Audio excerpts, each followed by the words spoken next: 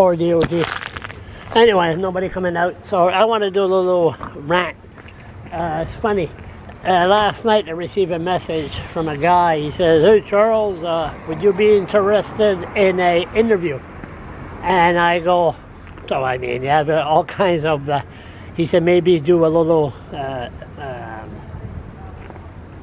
documentary on you. And I said, well, you have a lot of these jokers. So I said, yep, see me on the street. So anyway, I think I blocked him because I looked at his Facebook. It wasn't active, so I thought it was just one, like I said, one of those jokers.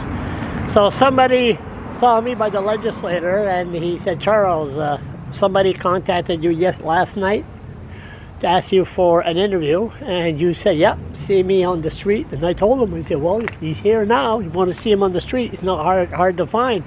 I said, what? Was that legit? They said, yeah, he's legit. He's a student from St. Thomas. So I said, oh my God. So I got to go home. I said, you tell the guy I'm very sorry. Yeah, if he wants to do one, no problem.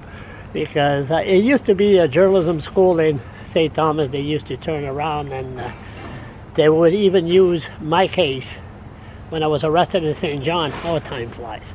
And to use it as an example. So anyway, now everybody's a journalist. Like they say, oh, there's a protest, you should go. Why? Everybody has a smartphone. Everybody's a journalist in these days. So it's not important. I was in an era where I was the first blogger, journalist in New Brunswick, and this used to be Brown, and there was a lot of fights, and the fight's not over. Got to meet with some higher up, the police department, in January, so we'll take it from focus, Charles. So the bottom line is I got to teach this student what to do and what not to do. Like right now, the way I'm doing it, all the journalists, so-called journalists, went inside. So they're all doing interviews, talk for about 10-15 minutes, and then they only use about 30 seconds. Me, if I approach them, which my issue right now is service dog, ever since I talked to Elisa Harity, a bureaucrat that denounced the service dog legislation for the poor, and said we should go to the New Brunswick human rights, which is total, no I won't swear, total bullshit.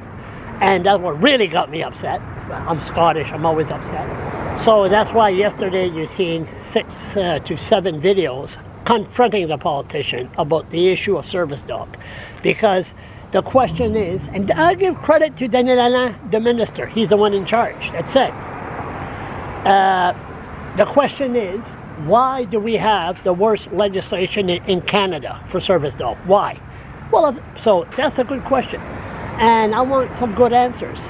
And one of the reasons is the snobs don't want the less fortunate to have a dog or a pet. So it's an issue.